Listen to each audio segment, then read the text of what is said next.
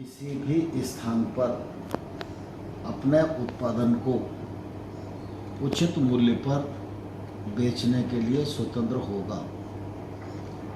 अभी तक किसान एपीएमसी कानून के साथ बंधा हुआ था, न उसको अपनी कीमत पर उत्पादन बेचने का अधिकार था, किसे बेचेगा, किस स्थान पर बेचेगा, ये भी अधिकार नहीं था।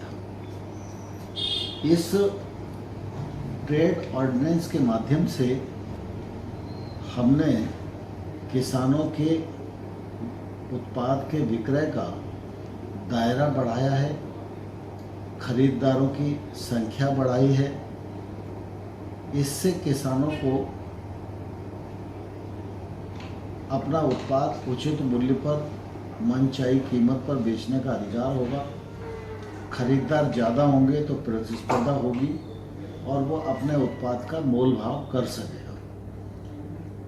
इससे किसानों की माली हालत सुधरेगी।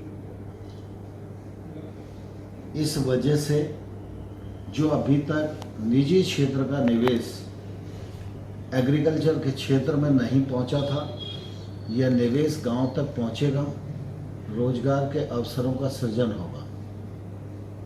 जहां तक स्थानीय मंडी का सवाल है, तो राज्यों के किसी भी अधिकार का यह ऑर्डिनेंस अतिक्रमण नहीं करता है।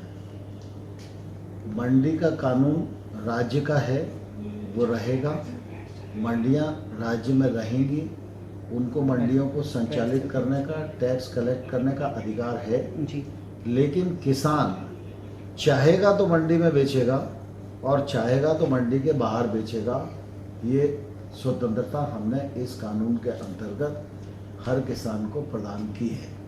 इसलिए इस ऑर्डिनेंस से राज्य की मंडी पर कोई फर्क आने वाला नहीं है। जहाँ तक न्यूनतम समर्थन मूल्य एमएसपी पर किसान के उत्पाद को खरीदा जाने वाला विषय है, मैं आपके माध्यम से सभी किसान बंधुओं को आश्वस्त करना चाहता हूँ।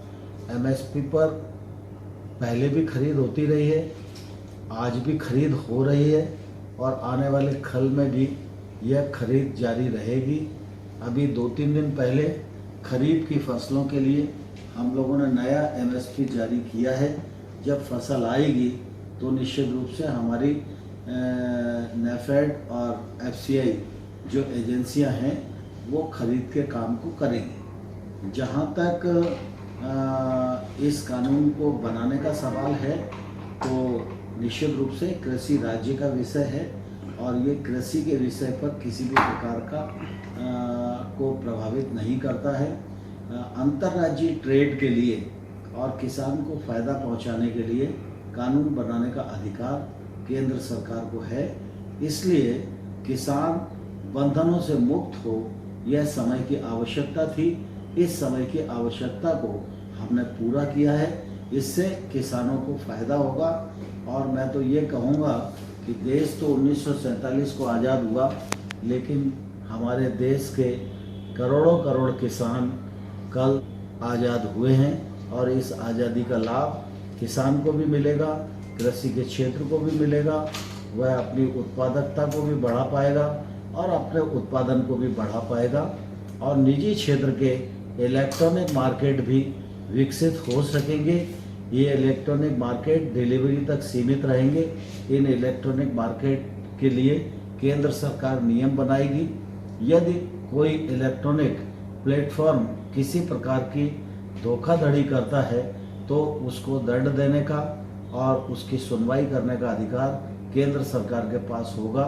मैं आपके माध्यम से देश भर के किसानों को यह कहना चाहता हूं कि उन्हें आश्वस्त रहना चाहिए और इस कानून का लाभ लेना चाहिए और अब मोल भाव करके अपने उत्पादन को बेचना चाहिए।